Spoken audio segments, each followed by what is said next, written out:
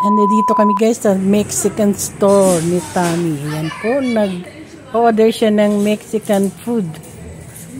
Bigla siyang nag-craving ng pagkain na Mexicano. Mexicano, ang order po niya ay enchilada. Beef enchilada. Alright. Ayan po. Nag-order na po siya at pinaiinit ang kanyang order.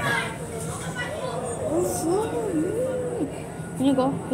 Sit Nandito po yung tindahan na yan sa inside the store. Yan po ang mga tinda nila. Sangkap, mga nilalagay sa tortillas.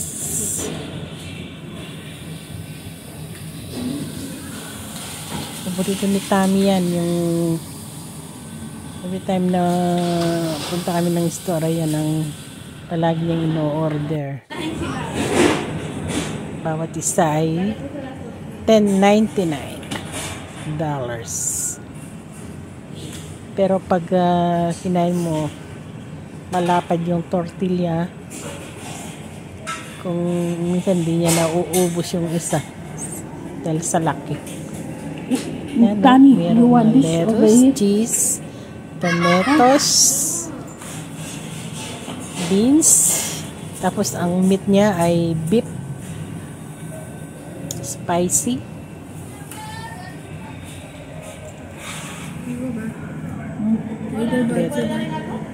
Maraming cheese, tapos toasted nila. Alright. Yan po tinda nila sa loob ng store. Mayroong papaya. Yan po ang guava nila, napakalaki. Alam nyo ako magkano pound? $5.99 a pound. Napakamahal. Siguro yung 1 pound, mga 3 piraso lang. $5.99. Tapos yung strawberry nila, ayan, $2.99 nakasale. Bawat isa. Bumili ako ng 3.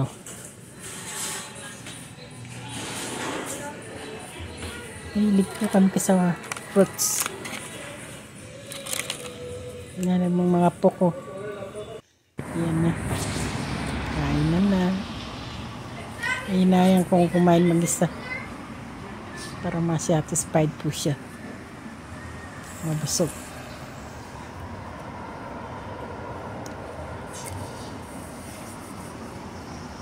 Yan style. Favorite niya yan. Okay, yan. Pauwi na po kami. Naglalakad lang kami ng dalawa. May dala kaming postcard. Ayan, pinupul niya yung postcard. Nagmili kami ng konting pagkain sa loob ng store. Alright. Napakainit yung panahon ngayon. Pero hindi mo mapipil yung magsusweat ka habang naglalakad. Okay? Thank you so much!